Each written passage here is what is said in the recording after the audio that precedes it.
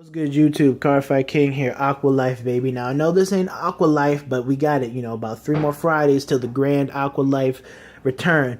But this is going to be a deck profile on Dragonic Overlord, the cross deck. I know I was supposed to bring this deck profile to you guys a while ago, but school and life got in the way, and I had priorities to take care of. But I did go 7-0 with this for first place undefeated at my last time I went to Logos. Not last Monday, but the Monday before that. I like the deck. I enjoy the pay. You pay if you guard, and I plus if I hit. Some things like that. So I kind of like those decks that make you make choices, like Maelstrom Reverse did. So this deck is really fun, really fit my play style as well. Now obviously this is built this for my brother, but he hasn't been able to attend locals yet. So I'm gonna go through my matchups at the end of the video, but I'm gonna go through the deck right now and explain my choices. Okay, so obviously we're playing Red Pulse Draco Kit as a starter. Being able to filter out your grade 3s in this deck is essential to, the deck's image, the winning strategy, because you want to be able to see your ends and see your crosses. Now, obviously you want to ride the cross first so you can Legion and whatnot, but riding the end isn't so bad, and I will have more on him later. But this guy is really good for, finding those extra copies. Find that copy of the end so you can restand. Find the cross so you can Legion or drop and blow up 2 rear guards. So definitely a good card. Then we run 6 crit and we run 6 draw. Now the reason why we run 6 draw, 6 crit. Now again, this is my brother's trigger lineup for the deck. And we run this because in decks that revolve around Persona Blasting, we want to be able to see our units. We want to be able to get to them, as fast as we can, so we can start our pressure game. And he wanted to take a little bit more of a defensive approach to this deck, in order to keep the control high. And it's actually really worked. And again, I did go 7-0 with this deck, and I can tell you that this trigger lineup really works for this deck. I actually like it. Hitting these defensive draw triggers, especially early in the game, the early game draw triggers really help. And we run 4 copies of Gatling Claw for the fact that there are still starters from the Legion format and the Stride format that give decks just a huge amount of advantage, like the Degenerate Prayer Angel from Genesis, the the Gear Chronicle starter that searches out pretty much a free stride drop for Chronojet. Cards like that, and we want to get rid of them. And then 4 copies of the Heal Trigger. Alright, grade 1. Alright, so for grade 1, we got 2 copies of Calamity Tower Wyvern. I like this card. Now, this card does cause some friction with Burnout. Does cause, them to clash a little bit, but that's why I only run 2. I may bump him up to 3, so I'm going to still play around with that lineup, but he's really good. He got limited to 2 in Japan for a reason. Soul Blast 2, draw 1. It's essentially a pseudo +1, but you can only put him behind your Vanguard, really. But it's good for cleaning out your soul, especially when you re-Legion, so you can search out your overlords. You could Soul Blast your other overlords that you wrote over and get them back. And there's just a lot of things you can do with this deck, and it sets up the drop zone potentially for Burnout. And so we run Gojo. Now Gojo is a classic Kagero card. It's your standard drop draw, but it's been used in Overlord decks throughout time. And this now I feel as if with Burnout and the cross, he really shines now. Like this is his time to shine, because you can do a combo. Like a combo I like with the deck is drop, I ride the cross, drop a copy of the end, draw 1, call out Burnout, send the end back to the bottom, Soul Blast 1, and pop something. So this guy does allow you to extends the combos you can definitely do with this deck. So in addition to setting up for Legion, this guy actually has other combos now.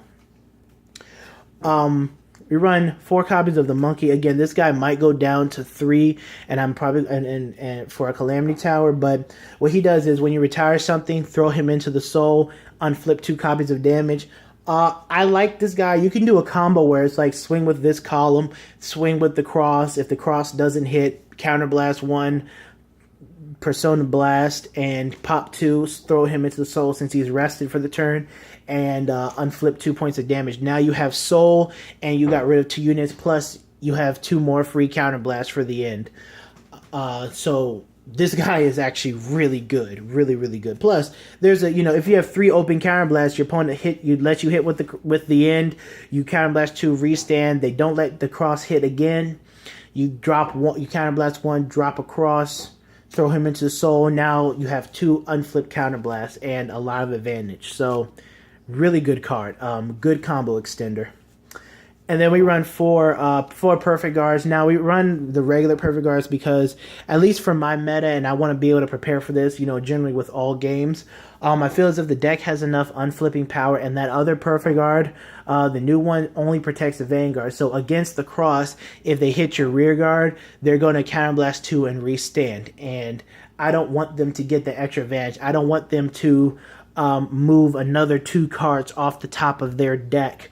Potentially, so that instead of having 2 chances for triggers, they have 4 chances for triggers. So I want to limit their trigger hitting potential as much as I can.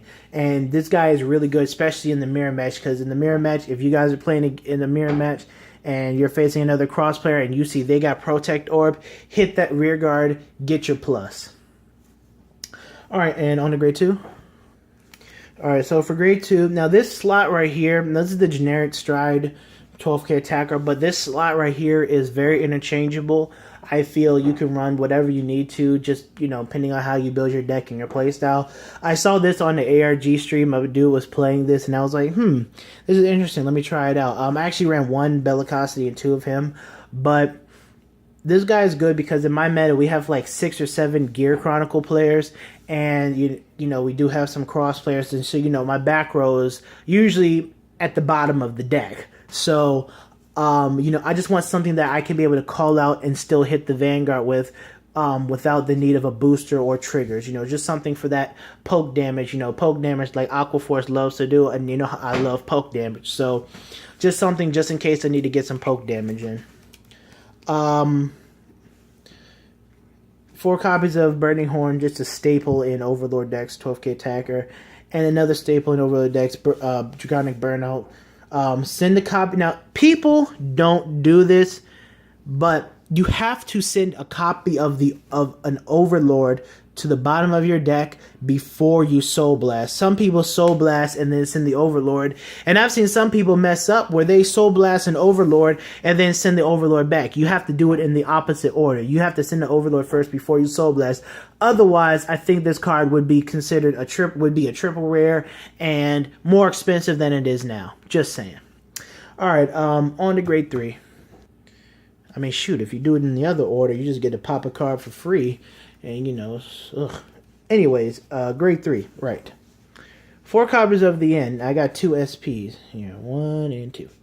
Now the reason why we run 4 copies of the End, and a lot of people run the Japanese lineup of generally 1 or 2 greats and 3 ends, because they say you don't want to ride the End. And I don't have a problem riding the End because he's not a limit break unit, but I believe if it's your Legion mate, you need to run 4 copies of it because you want to see it. I mean, there are some times, and it can happen that you'll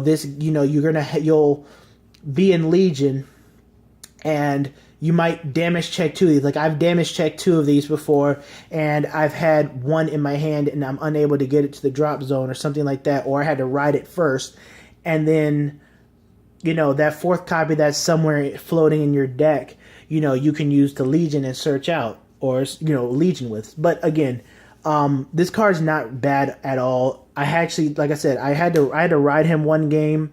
I put a crit trigger behind him. I swung. I hit.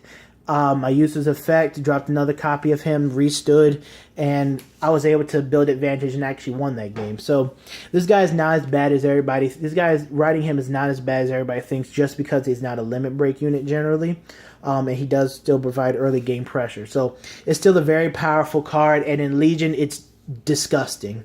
So 4 copies of him. And you can run the Great. You can run the Great. If you want to run the Great, run the Great. Me personally, I don't feel the Great is needed in this deck at all. Just saying. And then we got 4 copies of the Cross because the Cross is just good. If he doesn't hit even if whether he's in Legion or not, if he doesn't hit, Persona Blast, Counter Blast 1, and blow up 2 rear guards on their field. Just a really good card. And then when he's in Legion, again, if you hit, you get this skill off, and he's 22k. So yeah, let me get on to the Stride deck and then the matchups. Alright, so for the Stride deck, it's incomplete, but for Muhammad, if you hit, kill 1. Just hit, kill 1, Stride. I like these first Strides. I do. I really like these first Stride cards. 1 Atmos. It's actually a really good unit. If I had more Root Flares, which I only have 3 of, I would run 4 Root Flares, 1 less of him and 1 of him, because he actually won me a game when I was playing it in Thing Saver. 36k unboosted. Come on, really good. And then Root Flare, because Root Flare is pretty good. He's balanced, just G flip, blow up a column, and swing. It's not super busted, it's balanced, and I like that Kagero's actually getting some balance instead of broken, Alright, but I do have another copy of him in the mail, so there should be 4, but right now there's 3, but there's another copy in the mail. Alright, let me get into my matchups. Alright, so round 1, I played against this kid who's new to the game, but he was running, again, this is a 5-round, 20-man tournament. So, again, round 1, played against a kid who's running Neo Nectars. He was new to the game. I did teach him how to play, but I wasn't going to let him win. I never let anybody win just to win or whatever. But, he was getting better throughout the game, so good job to him. I did get that game 2-0. Round 2, I played against my friend who was playing a Royal Paladin deck. Yes, I call it Royal Paladin deck for a reason. It's a player at my locals that's been topping a lot recently since Stride's been available to us, and he runs different Royal Paladin grade 3s, so that's why I call it Royal Paladin deck generally. But I sacked him pretty heavily. Kind of pretty heavily sacked him. Game 1 and 2, double crit on 3 damage. Yeah. So I did get that game 2-0 due to heavily sacking. Round 3, I played against your boy Otsu from Stand Up the Vanguard. That went 3 games, long and hard as usual. No pun intended or whatever it is. Pretty much game 1, game 2, we both out-advantaged each other. I think he decked out in that one. Then game 3, that's a game I rode the end, called the crit trigger, was able to get the end skill off and, pressure and get advantage that whole game. And I prevented him from being able to build up any real advantage, so I got that one. And then round 4, I played against my boy Anton. He was using my Thing Saver, not my thing, but he was using his Thing Saver deck. That's round 5. That game went 2 I won 2-0 there, but he was pressuring me with Saint Blow like both games. But he didn't see Thing Saver. Like when he plays against me, he doesn't see Thing Saver. When he plays against everybody else, he Thing Savers them. But against me, he couldn't draw into Thing Saver. He damage checked it. It was just kind of ugly. But Saint Blow and Godblade were able to pressure enough, and it was pretty good 2 games. And then round 5, I played against Thing Saver again, but this time it was my own personal Thing Saver deck. I let one of my friends borrow it for the tournament, and he was undefeated at that point. I won 2-0, but I did kind of sack. In 2 games on that day, my sack powers were on point. But so I did get that game 2-0, so I was 5-0 after Swiss. And then in top 8, I played against one of my boys from, who pretty much worked or whatever in PA. He he was playing the cross as well, that mirror match I'm talking about, and that we were going to go into game 3, but you know, before round 5, we waited like 45 minutes for round 4 to end. We waited like an extra 30 minutes for round 5 to end.